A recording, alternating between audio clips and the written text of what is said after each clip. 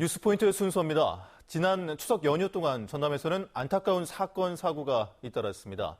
추석 당일 자신의 처지를 비관한 20대가 알지도 못하는 노인에게 흉기를 휘둘렀고 고향을 찾은 여성이 투신해 숨지기도 했습니다.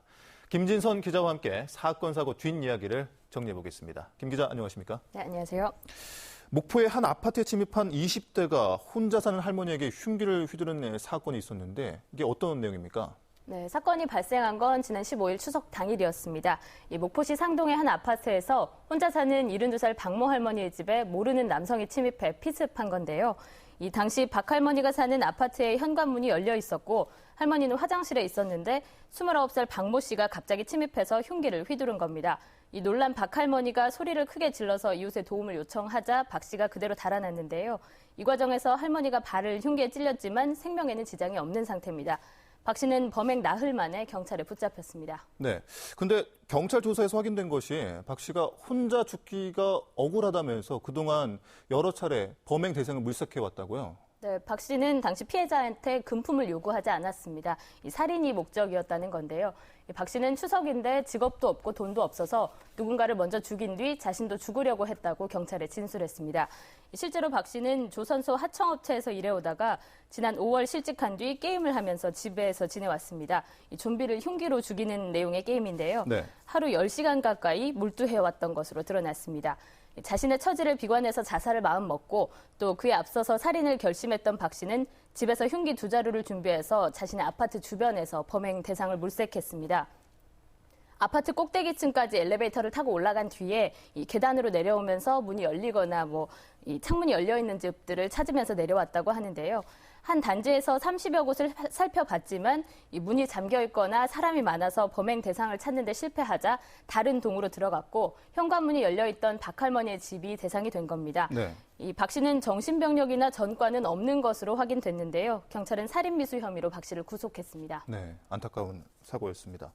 자, 이번에는 강진에서 자살 사고 비슷한 게 있었는데요. 50대 남녀가 목이 졸려 숨진 채 발견됐는데 이게 자살이 아닐 가능성도 있다면서요. 네, 그렇습니다. 연휴 마지막 날이었던 지난 18일 강진의 한 문중 제각에서 56살 박모 씨 등 남녀 2명이 숨진 채 발견이 됐습니다. 이들은 발견 당시에 목에 이 유리테이프, 접착용 유리테이프가 감긴 채 이 제각 마루에 반듯하게 누워있는 상태였는데요. 네. 이들의 거주지는 경기도인데 숨진 여성의 가족들이 전날 이 여성과 연락이 닿지 않는다며 경찰에 신고를 했었습니다. 이 경기 광명서의 공조 요청을 받은 강진경찰이 이 여성과 함께 나갔다는 박 씨의 고향을 수색하다가 이들이 숨져 있는 것을 발견한 거고요. 네. 이 경찰이 이들을 부검한 결과 이 두 남녀 모두 목이 졸려서 숨진 것은 맞지만 두 사람의 사망 시각이 다른 것으로 추정된다고 밝혔습니다. 네. 현재까지 제3자가 개입한 흔적은 보이지 않고 있어서 경찰은 남성이 3, 4년 전부터 알고 지내던 이 여성을 먼저 살해한 뒤에 스스로 목숨을 끊은 것으로 보고 있습니다. 네, 경찰 조사 결과를 계속해서 지켜봐야겠군요. 네, 다음은 30대 여성이 목포대교에서 투신해 숨지는 사건도 있었는데요. 당시 이 여성을 목포대교 내려준 택시기사가 신고를 했다고요? 네, 맞습니다. 이 목포대교에서 여성이 투신했다는 신고가 접수된 건 지난 17일 새벽 5시 50분쯤이었습니다. 이 택시기사의 말에 따르면 이 승객으로 태운 여성이 목포대교 한가운데서 내려달라고 요청을 했다고 하는데요. 네. 이상하게 여겼던 택시기사가 안 된다고 만류를 했지만 여성은 친구 4, 5명 정도를 이곳에서 만나기로 했다고 주장을 하면서 계속 요청을 했다고 하고요. 네. 또 말투나 태도가 명랑한 편이어서 기사도 심각하게 생각하지는 않았다고 하는데 아무래도 미심쩍어서 이름과 생년월일을 물어서 적은 뒤에 내려줬다고 합니다.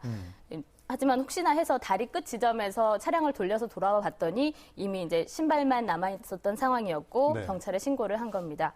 여성은 실종 닷새 만인 지난 21일 목포시 율도 인근 해안가에서 발견됐습니다.